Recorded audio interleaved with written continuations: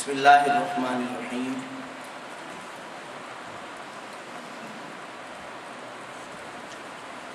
ان اللہ و ملائکتہ یصلون علی النبی یا ایھا الذین آمنوا صلوا علیہ وسلموا تسلیما۔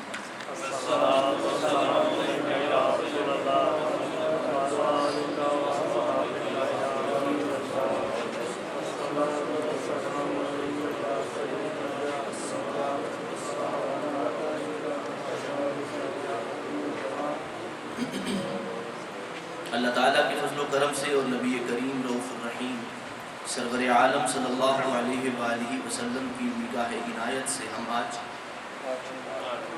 8ویں تراویح کا آغاز کر رہے ہیں اور سورۃ الحدید قرآن مجید کا 57 سورہ پاک ہے، اس کا بھی آغاز کر رہے ہیں۔ کل ہم نے سورۃ الواقعہ کی آیت پاک جو ہے، آخری آیت پاک جو ہے، اس کا ترجمہ ہم آپ دوستوں کے سامنے بیان کر دیتے ہیں اور اس کے بعد تسبیح کا معنی آپ دوستوں کے سامنے جو اس سورہ پاک کا مرکزی نقطہ ہے۔ ہم تسبیح کے حوالے سے سمجھتے ہیں کہ تسبیح شاید وہ جو دانے دار ہوتی ہے وہ تسبیح کہلاتی ہے۔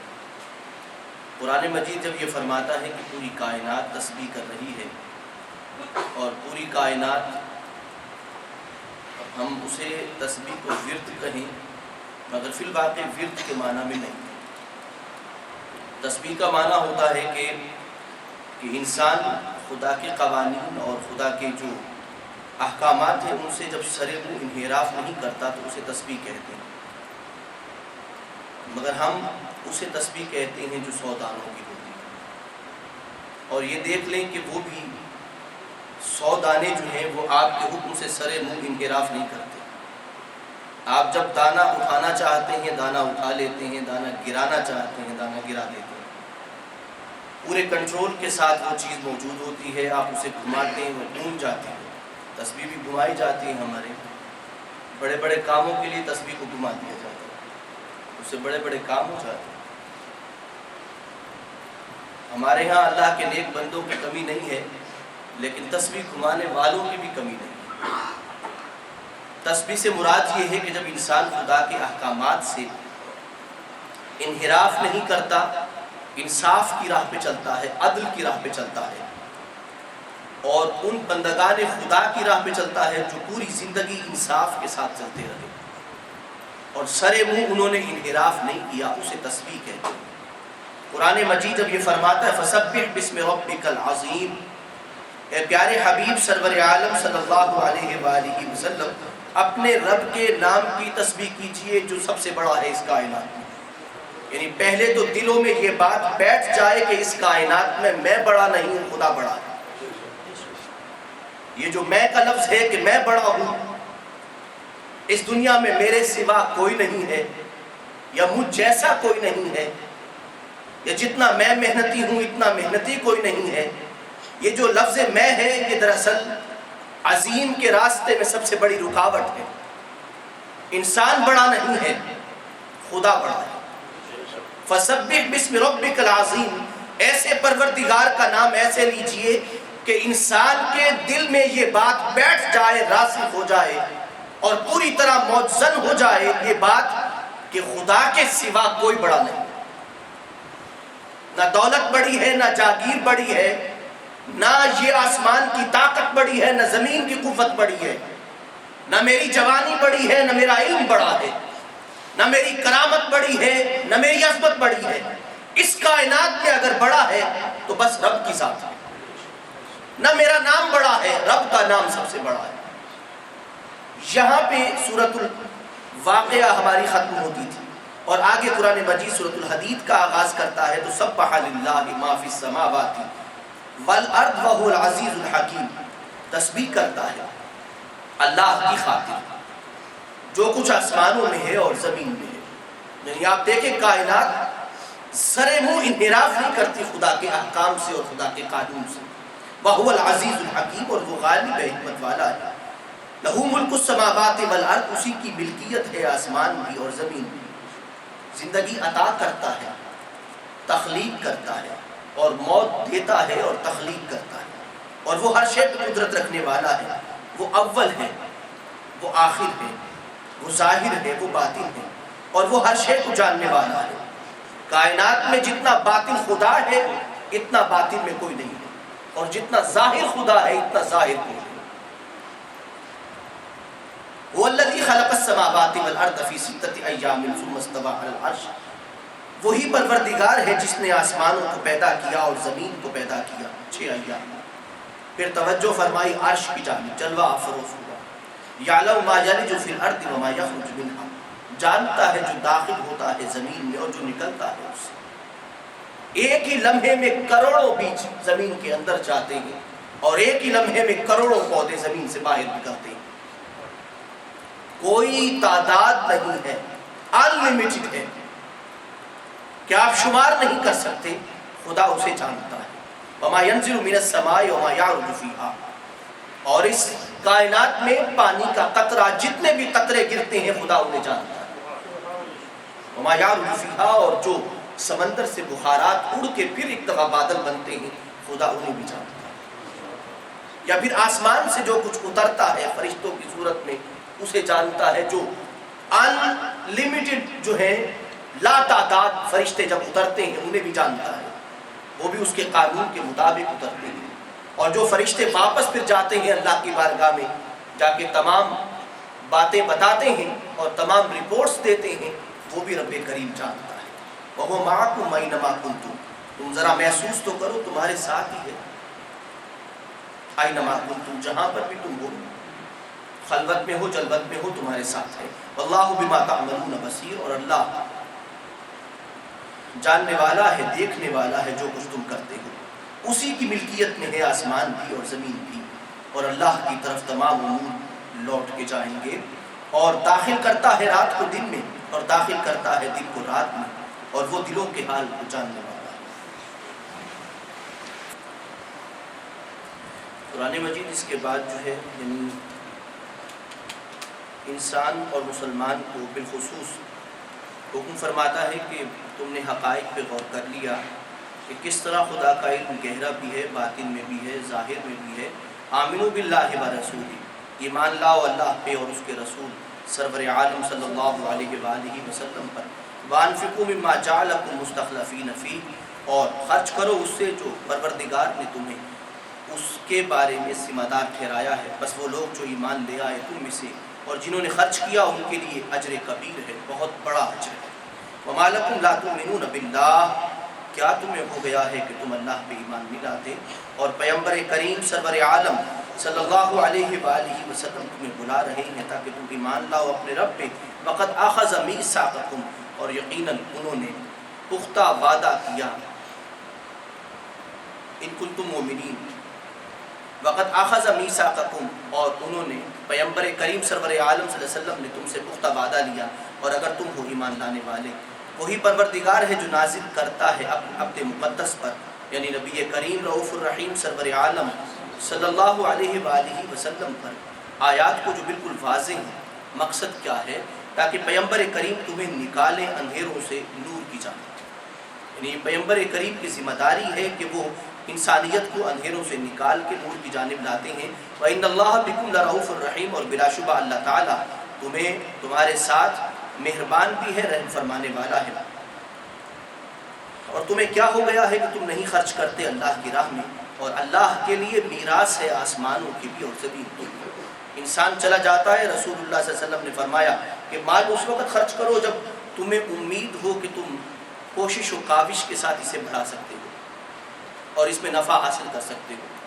جب تمہارے جسم میں جان ہو اور طاقت ہو اور تم کچھ کر سکتے ہو، اس وقت خدا کی راہ میں کچھ دے ڈالو۔ لیکن جب جان نکلنے لگے گی پھر کہنا کہ یہ دے دینا، یہاں پہ دے دینا، یہاں پہ دے دینا، یہاں پہ دے دینا۔ آپ نے فرمایا پھر تو دینا ہی دینا، پھر کیا رہنا ہے؟ جب جان نکلے پھر اس وقت کہو گے یہ دے دینا، یہ دے دینا۔ اس کے کہنے سے پہلے جب تک جسم میں جان ہے اور اس یقین کے ساتھ کہ پروردگار واپس لوٹا کے ہمیں عطا فرما دے گا، اس کی راہ میں دیتے رہو۔ رسول اللہ صلی اللہ علیہ وسلم کی بارگاہ میں ایک دفعہ حضرت عائشہ گوشت تقسیم فرما رہی تھی، پورا بکرا آیا ہوا تھا، تو رسول اللہ صلی اللہ علیہ وسلم تشریف لائے گھر میں، تو حضرت عائشہ نے عرض کیا، آپ نے پوچھا بکرا کتنا بچا، باقی کتنا رہ گیا؟ عرض کیا رسول اللہ ایک ران رہ گئی ہے، ایک بازو رہ گیا۔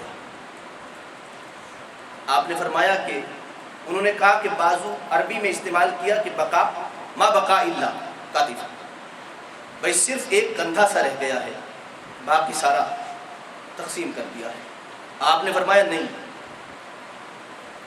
جو تقسیم ہو گیا وہ باقی رہ گیا ہے۔ آپ نے فرمایا ما بقا، کچھ نہیں بچا سوائے اس کے جو اللہ کی راہ میں دے دیا ہے وہ بچ گیا ہے۔ انہوں نے کہا کہ حضرت عائشہ نے عرض کی کہ باقی رہ گیا ہے، آپ نے فرمایا بقا پا گیا ہے، یعنی جو باقی بچا ہے وہ کندھا ہے۔ آپ نے فرمایا نہیں، جو بقا پا گیا ہے، جو اللہ کی راہ میں دیا ہے وہ بقا پا گیا، وہ ہمیشگی پا گیا، وہی باقی بچ گیا۔ وَلِلَّهِ مِيرَاثُ السَّمَاوَاتِ وَالْأَرْضِ، اللہ کی میراث ہے آسمان بھی اور زمین بھی۔ انسان چلا جائے گا، خدا کی میراث باقی رہ جائے گی۔ لا يستوي منكم من انفق من قبل الفتح وقاتل، اور برابر نہیں ہو سکتے تم میں سے وہ لوگ جنہوں نے فتح سے پہلے خدا کے پیغمبر کی بات پہ یقین کرتے ہوئے خرچ کیا ہے، بعد میں آنے والے ان کے برابر نہیں ہو سکتے۔ یقیناً مشکل میں وفا کرنے والے دوستوں کے برابر وہ لوگ نہیں ہو سکتے جو آسانیوں کے راہ کے مسافر بنے ہوں آپ کی۔ اولئک اعظم درجۃ من الذین انفقوا، اور وہ لوگ بڑے درجوں پر ہوں گے ان لوگوں سے جنہوں نے خرچ کیا ہے اس کے بعد اور جہاد کیا ہے۔ لیکن ذہن میں رکھیے وَكُلًّا وَعَدَ اللَّهُ الْحُسْنَى، جس نے بھی خدا کی راہ میں خرچ کیا ہے اللہ نے سب سے خوبصورت وعدہ کر رکھا ہے، اور اللہ اس کو جو تم کرتے ہو دیکھ رہے ہیں اور باخبر ہے۔ سورۃ الحدید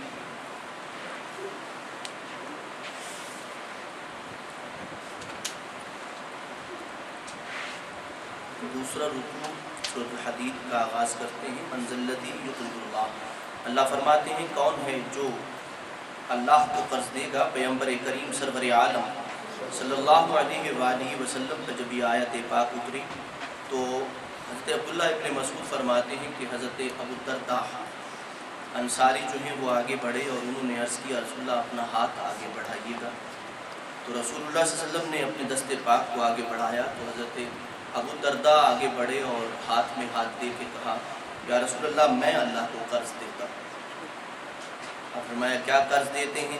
عرض کیا رسول اللہ وہ باغ جو میرا ہے میں اسے اللہ کے نام پہ آپ کی بارگاہ میں پیش کرتا ہوں۔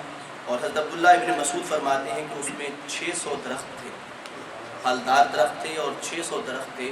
حضرت ابو الدرداء نے جب وہ باغ دے دیا تو پھر گئے اپنے گھر کے پاس، گھر والوں کے پاس، تو گھر بار سارے کا سارا اولاد جو ہے اسی باغ میں ہی رہتی تھی۔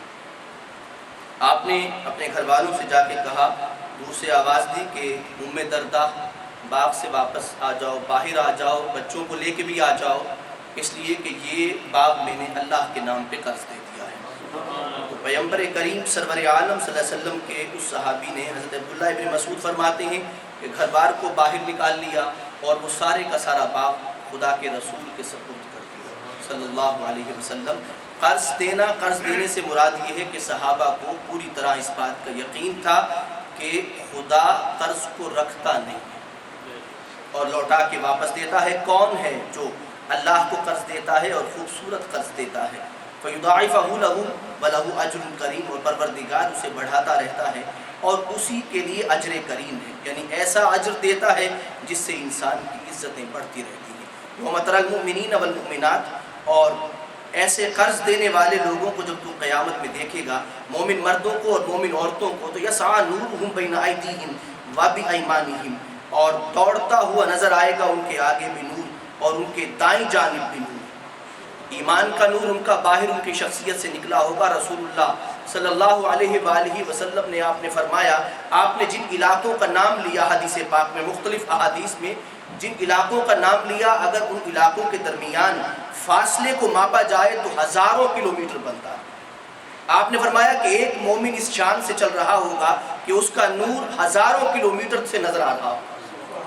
یسعی نورہم بین ایدیہم وبایمانہم، اور یہ قرض حسن کے ساتھ ہی قرآن مجید نے بالکل اس کے ساتھ اس آیت پاک کو رکھا ہے کہ قرض حسن دینے والے لوگوں کا نور اتنی دور سے دکھائی دے گا۔ بشراکم الیوم، بشارت ہے تمہارے لیے آج، باغات ہیں بہتی ہیں ان کے نیچے سے نہریں، ہمیشہ رہنے والے ہیں اس میں، اور وہ بہت بڑی کامیابی ہے۔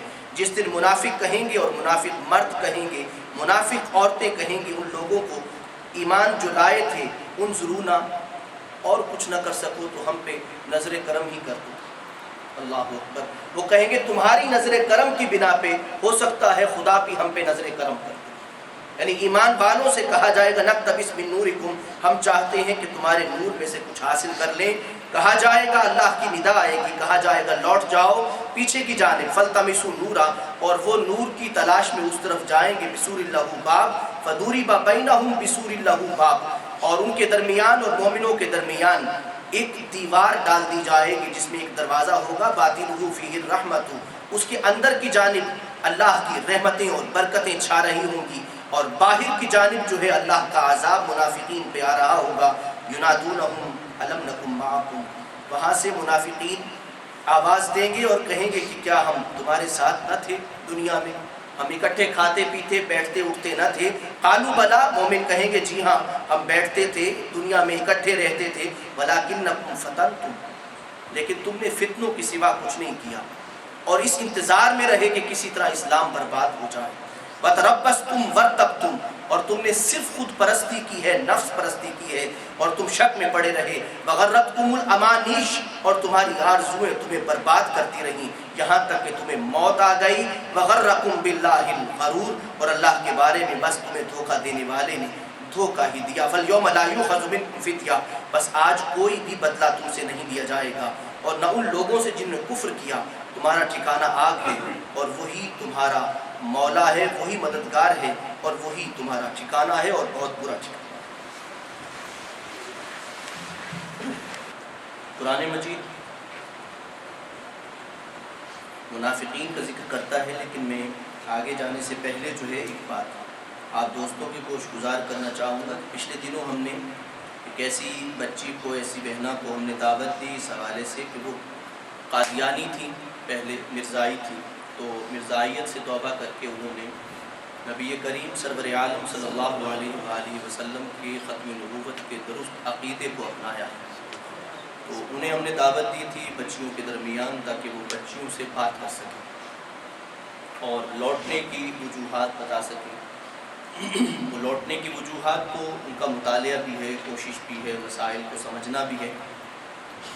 انہوں نے ایک دو باتیں بڑی اہم کی، وہ کہنے لگیں کہ بھئی ہمارے گھر میں 3 گلے پڑے ہوتے ہیں، ایک پہ لکھا ہوتا ہے صدقہ، ایک پہ لکھا ہوتا ہے خیرات، اور ایک پہ لکھا ہوتا ہے مسجد، اور ہم جو ہے اپنی پاکٹ منی جو ہے بچپن سے ہی، اب ہم پہ لازم تھا کہ ہم ہر روز کی پاکٹ منی اس میں ڈالیں،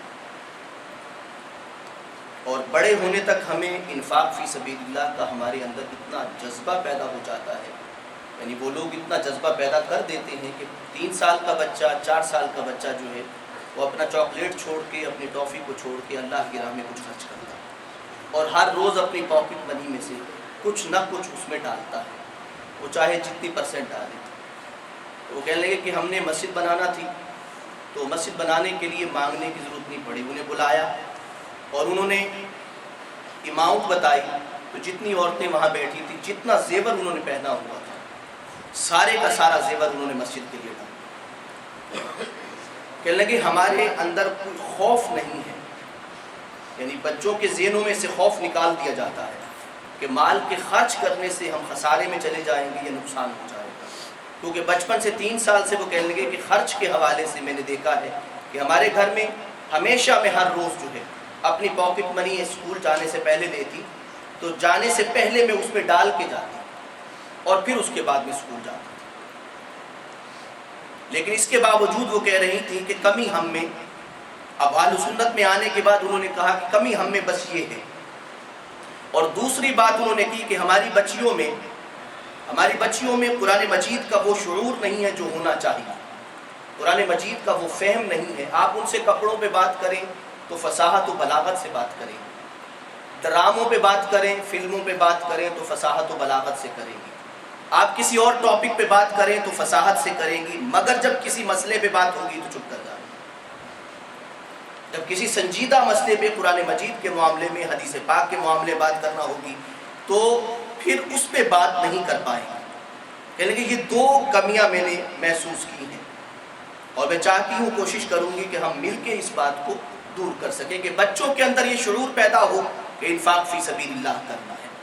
مجھے یاد ہے ہمارے دوست جمیل صاحب تھے، ان کے پاپا انہیں پیسے دیا کرتے تھے کہ جاؤ، جب مسجد میں جب وہ جاتے تھے تو چندہ ڈال کے آؤ، یا پھر انہیں ہر روز دیتے تھے کہ بھی ڈال کے آؤ۔ جمیل صاحب کہتے ہیں کہ ابھی تک میرے من سے بالکل کوئی خوف نہیں ہے کہ میرا مال خرچ ہو جائے، یا میرا مال چلا جائے گا، یا مجھ پہ مفلسی آ جائے گی، یا میری ضرورتیں ختم ہو جائیں گی، یا میں اپنی ضرورتوں کو پورا نہیں کر پاؤں گا۔ وہ کہتے ہیں ابھی تک میرے من میں کوئی خوف نہیں ہے۔ بچوں کی اس حوالے سے تربیت کرنا تاکہ قرآن مجید کے عین مطابق بچوں کے اندر یہ بات دل میں راسخ ہو جائے کہ خدا رازق ہے، خدا دینے والا ہے۔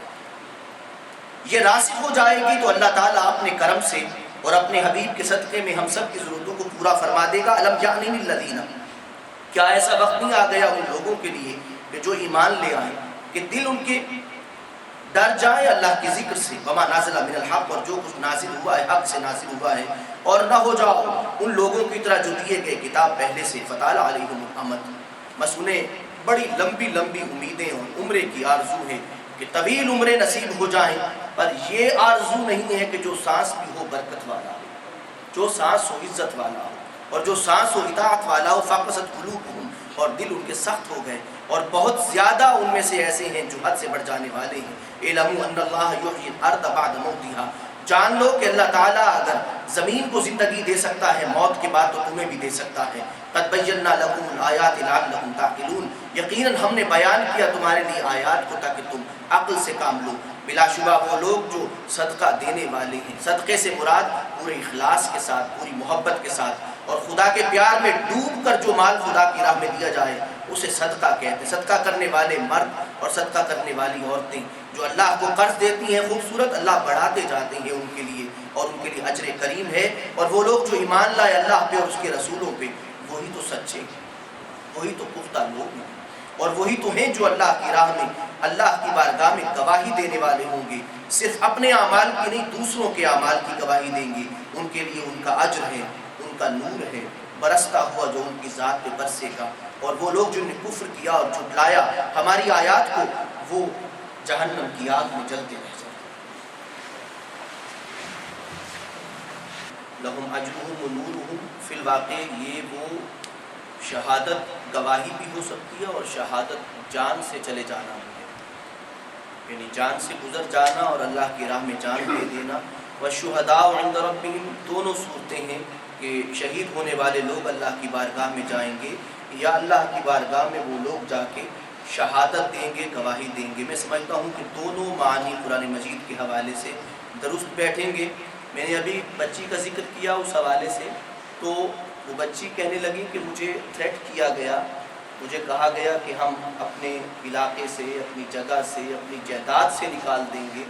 مگر میں سوچتا رہا اس بات پہ کہ اگر ایک نازک سی بچی اگر اس بات کا عہد کر لے کہ میں نے پیغمبر کی راہ پہ چلنا ہے، تو اس کے لیے نہ دولت کی اہمیت رہ جاتی ہے، نہ زمین کی، نہ جاگیر کی، اور نہ والدین کی، کہ جو غلط راہ پہ چل رہے ہیں، غلط عقیدے پہ چل رہے ہیں۔ تو والدین نے بائیکاٹ کا کہا، جائیداد سے آگ کرنے کا کہا، زندگی سے نکالنے کا کہا۔ اس نے کہا کہ آپ جو مرضی کر لیں مگر میں اس عقیدے سے اب واپس نہیں آؤں۔ اور یہ خوبصورت عقیدہ ہے جو پیغمبر کریم سرور عالم صلی اللہ علیہ وآلہ وسلم نے عطا کیا ہے۔ اس میں بڑی جان ہے، بڑی طاقت ہے، اس میں بڑی قوت ہے، اور اس میں بڑی استقامت ہے۔ اللہ فرماتے ہیں اعلموا انما الحیات الدنیا لعب و لہو، یاد رکھو کہ یہ دنیا کی زندگی فضول ہے اگر بے مقصد ہو، اور کھیل کود ہے اور زینت ہے، تفاخر ہے ایک دوسرے کے درمیان، تم کبھی اولاد سے اور کبھی مال سے، مال کی کثرت سے تم تفاخر کرو گے اور یہ بتاؤ گے۔ بچپن میں انسان کھیل کود میں مصروف رہتا ہے، اور جوانی میں جو ہے مقابلہ مال میں لگا رہتا ہے، اور پھر اس کے بعد خاندانی تفاخر میں زندگی گزارتا ہے۔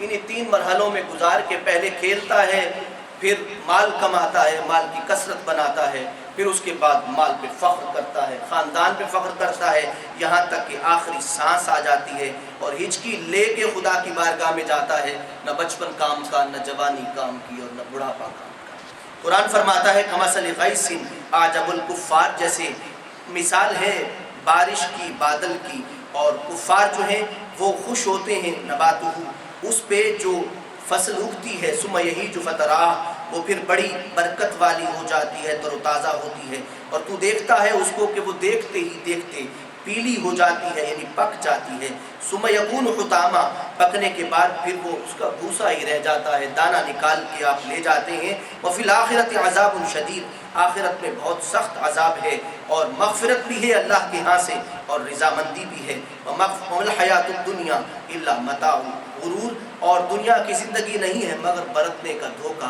ذہن میں رکھیے کہ ایک ہے استعمال کرنا چیز کا، ہم لباس استعمال کرتے ہیں، لباس استعمال کر کے پھینک دیتے ہیں، متاع کا ایک معنی یہ کافر کا بے مقصد زندگی کا ہے، اور ایک متاع کا ایک معنی دنیا کے حوالے سے جمع پونجی ہے، ہم اپنا عمل کرتے ہیں، وہ جمع پونجی خدا کی بارگاہ میں کل جا کے پیش کر دیں گے۔